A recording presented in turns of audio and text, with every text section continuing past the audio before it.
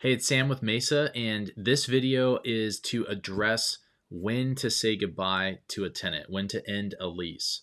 Sometimes this happens out of your control. Your tenants give you notice, they say that they're moving out at the end of their lease, and there's really nothing that you can do about that. That's just kind of normal part of owning rental property. Nobody really stays forever. But sometimes you, as the owner, will have to initiate the end of a lease, and it can get kind of difficult to know when should you do that versus when should you maybe take a different avenue or a different route. Sometimes it's around a lease violation, for example, an unauthorized pet. And do you just go straight to an eviction at that point? How does that work?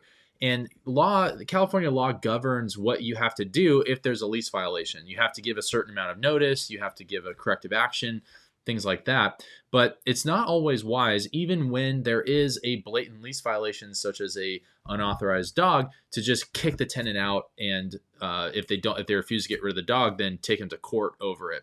Sometimes you'll do that, depending on the severity of the situation. Other times, maybe you work with them in the form of having them screen the dog. You add the dog to the lease, you charge a pet deposit, and you move forward with the relationship. For us, honestly, it's case by case a lot of the time. And you need an experienced professional, such as a property manager, who deals with these types of situations all the time to help you make a judgment call.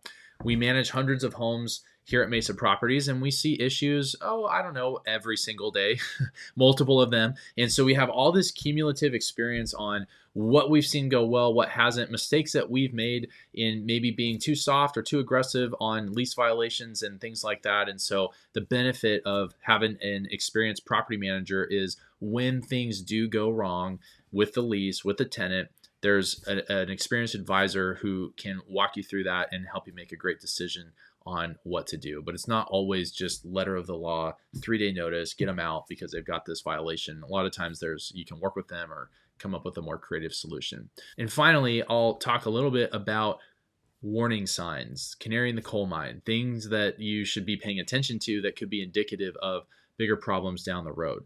So a tenant who is consistently paying late and they're getting later and later into the month, or a tenant who says, I can't pay this month until the 5th, and then they miss that. We call that a promise to pay. They miss the promise to pay.